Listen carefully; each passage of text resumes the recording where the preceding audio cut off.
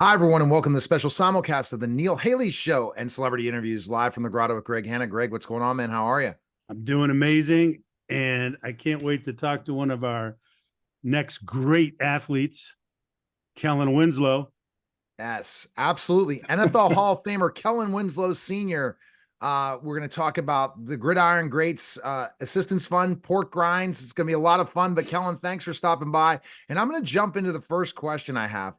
Are you most Okay. remembered for that catch you had with Dan Fouts? Would you say that is the biggest memory of fans of your career? The catch or the game? Because The game, technically and catch both. Yeah. the catch is a guy by the name of Joe Montana and Dwight Yeah. Clark Yeah. But a catch against with you in the Dallas. That was game. the catch in the back of the end zone. Yeah. So when I hear the catch, that's the play I think about. But what about your catch in that game? That was a big one. I remember watching and how the amazing Let's comeback. see. Yeah, it was several catches in that game. I think it was 12 receptions in that game. And it went back and forth. We were up 24 to 7, and they came back, and we beat them in overtime, like when at the 13-minute mark in overtime, back when they used to do the whole quarter. Yeah, it was I remember as a kid, I'm 51, so I remember watching the game and remember how amazing those San Diego Chargers were. You Yeah, guys were the most high-powered offense. No one wanted to face you, for it was sure. philosophy. It was philosophy. A lot of teams could have done and eventually did do what we were doing.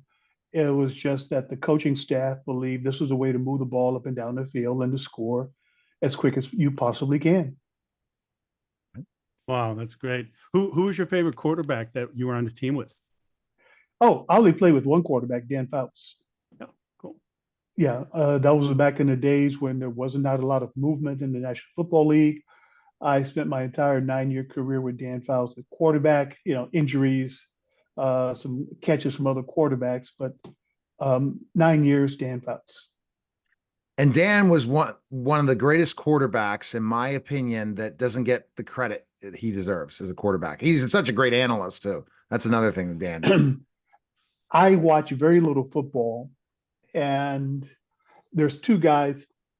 The defensive coordinator at Notre Dame, who became the head coach at Notre Dame, uh, Davey. Yeah. Mhm. I like listening to him as a commentator because he explains things and he makes it very simple for viewers to follow. Dan does the same thing. He's a great explainer of what's going on and why things are going on. So I enjoy listening to him also. Absolutely.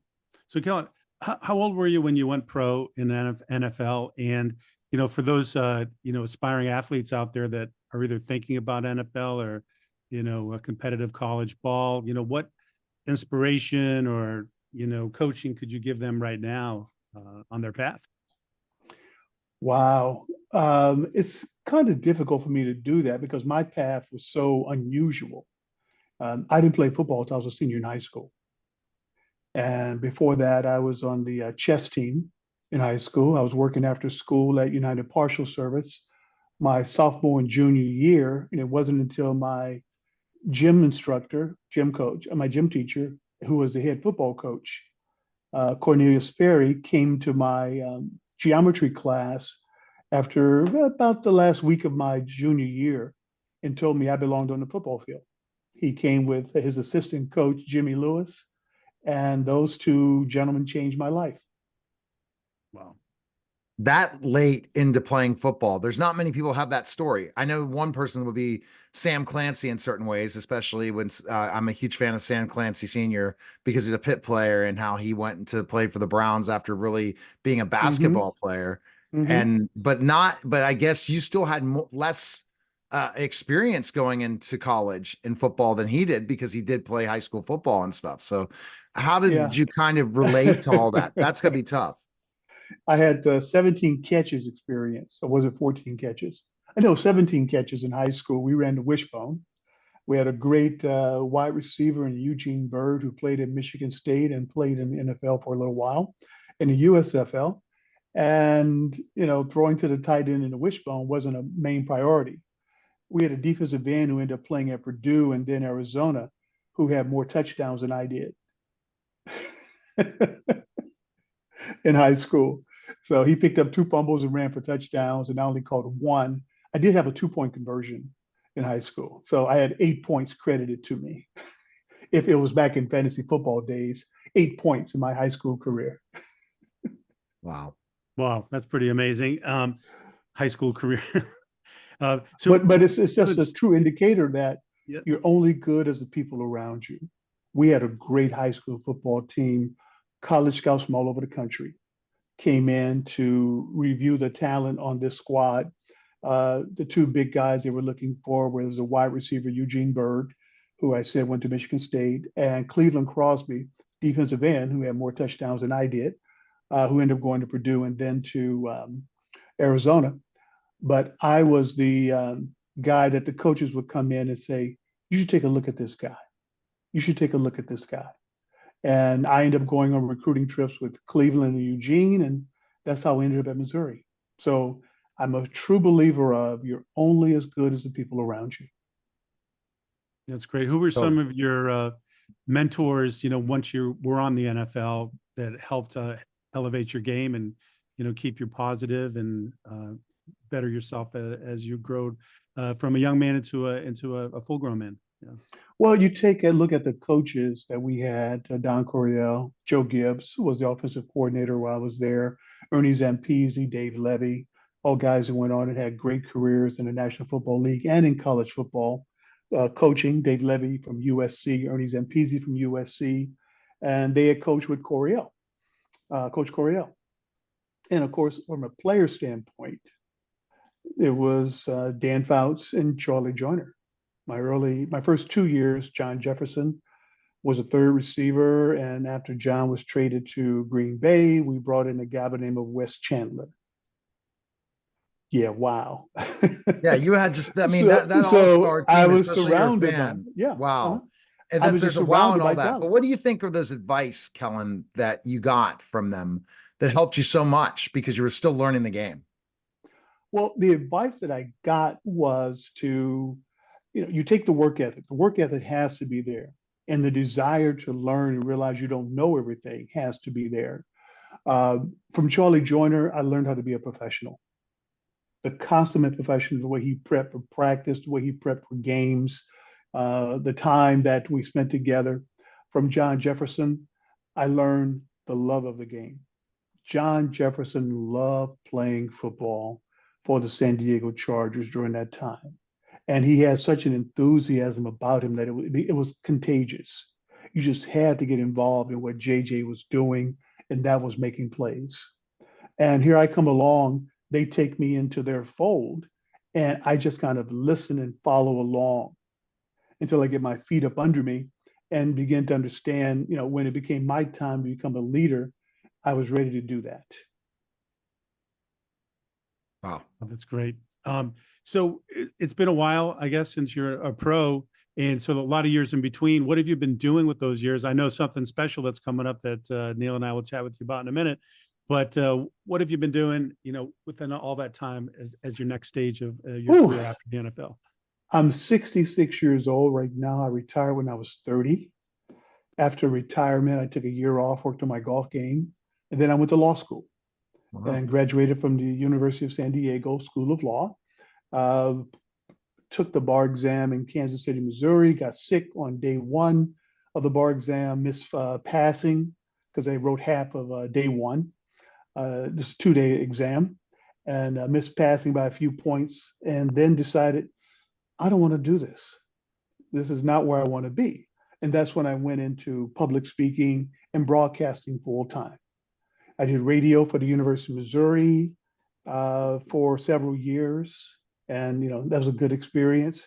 I worked for Fox Sports in the college football studio show and ESPN on sidelines, and CBS Sports in the radio booth. From the other professional standpoint, I worked at Disney for a number of years with Reggie Williams, the great Cincinnati Bengals linebacker, who brought me down there to help him grow the business, the Disney's Wide World of Sports. And then I went into athletic administration. I've been athletic director at 3 different universities, Division I, II, and III. And then I retired 2 years ago after working for a friend of mine at a small Catholic university outside of Detroit, Michigan, as assistant to the president. So it's just a varied career, a lot of experience. And again, I'm a firm believer you're only as good as the people around you. And I truly believe that you are the totality of your experiences. So you've got to have a lot of experiences to truly understand who you are and what your potential is and understand other people. So And your that's advice I second, give. Yeah. go, your second retirement. What are your plans now? I think, Kellen, when we look at retirement, I'm only 51. I'm probably never going to retire. I'm always going to figure out something else to do, because what we're seeing now is we're going to live a lot longer than our parents and grandparents, hopefully, God willing.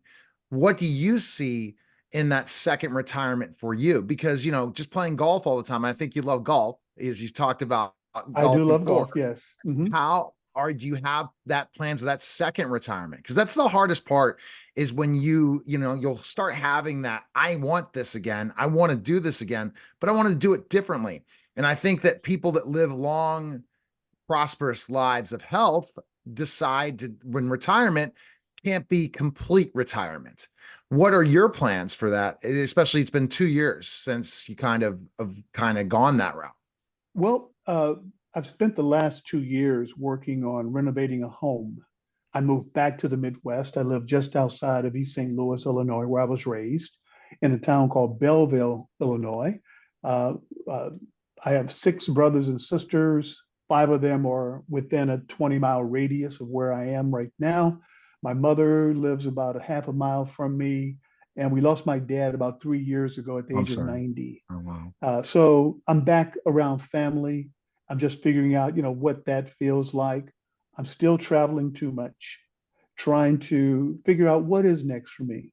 Is it writing a book? Is it going back into public speaking? What impact can I have on the world that I'm a part of? And how am I going to impact individuals? That was one of the things I loved about higher education, was the students. I miss the students. I really do. Well, you keep that passion going, and we're going to go to some questions. I want Greg to do a follow-up with that, because I think that makes Greg really passionate to know what his plans of speaking, author. You've done a lot of those things, Greg, and I think Kellen did before, but it's something that keeps that passion going, doesn't it, Greg? Because Yeah. you're similar to his age, and you really see that that's what keeps you going as you're a CEO of a company and you're still working. And Greg, you don't have any plans of retirement anytime soon. No, definitely not. I'm a true believer that, a man without purpose is a man without purpose, and every person I know without purpose doesn't stay around long. That's what I've No, they noticed. don't. Yeah. All right, so let's talk about, first of all, Gridiron Greats Assistance Fund. Explain that, and then we're going to talk about Southern Recipe pork rinds and about the appreciation days. We're getting very close to Super Bowl. I can't believe it, and my Steelers again are not in it. So, or my Broncos. Uh, You or my know, Chargers, yeah, wherever they are, San Diego, yeah. Los Angeles, Orange County, wherever they are, they're still not in it. But one day, that day is coming. The Gridiron Greats, started by Mike Ditka, another tight end, great coach, great football player, member of the Pro Football Hall of Fame. He saw a need about 20 years ago where guys who had played in the league making a transition out of the league, and there was a gap between the benefits and how long they had to wait for certain things. So he started an organization called Gridiron Greats, and it was designed to help guys out financially, from a resource standpoint, from some advice on what they needed to do to deal with the things that they were dealing with. Now, the league and the union used to be terrible at this. And that's why Mike stood up and did something about it. And I will give the union and the league credit. I'll criticize them when it's proper, and I'll give them the credit when it's proper. It's gotten so much better. It really has, especially with the last collective bargaining agreement, and to a degree, the one before that. So we can only hope that it's going to continue to go down that trail of getting better benefits for those guys who played, especially those who played pre-93, pre-1993. So I'll give the league and the union credit for those efforts.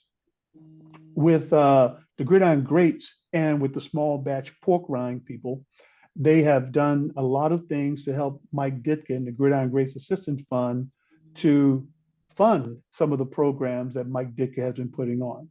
And there's a Gridiron Greats Appreciation Day, which just happens to be on the same day of some football game in Las Vegas this year. And fans can go to the website and they can learn about the contest that's going on. They can win cash. They can win a 15-month supply of pork rinds for their organization that they can sell at their youth football concession stand or however they want to use it. And they have a chance to, a part of the contest is pass the pigskin, which of course I really like the name because it's passing something that you can win for a certain amount of time, and then you can select someone to win for an additional amount of time the prize. So it's just been something that's been going on for a number of years, where the Pork Rinds Association has been helping out with the Mike Ditka group, and it's become a lot of fun. I think it's been 15 years they've been doing this now. I did interviews about 3-4 years ago, had Billy White Shoes Johnson on, and I have the list, Jack Youngblood, a bunch of different people, but thank goodness now we're into the days of Zoom where I get to meet people in person than just calling in on a radio show. So I'm really excited about the whole process, and I hope to be at the event in Vegas every year. I think I forget when does Mike Ditka have his fundraiser he has in Vegas, and I think in 2025, right? That or some later this year. I forget when they have it. 2024. We're talking about the Thursday night party with Mike Ditka and Ron Jaworski, where their two groups come together, and a bunch of cigars are smoked. A lot of celebrities are there, and let's see, it's that Thursday night in Las Vegas, and they do a real good job in raising money there.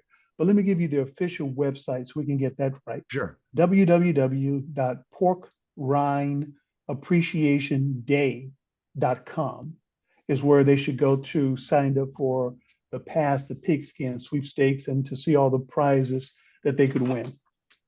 Awesome. Talk about being inducted in the NFL Hall of Fame. How amazing was that? To get that opportunity to be inducted. Ooh, it's hard to believe. There's nothing that I've done in my career where I can actually say that I deserve this. I'm worthy of this. I've had such a blessed career, and things I've been guided by individuals who helped me achieve a lot of the things that I have achieved, but I really can't take credit for it. If Coach Perry and Coach Lewis don't come to my geometry class at the end of my junior year and tell me they see something in me that I don't see in myself, we're not talking today.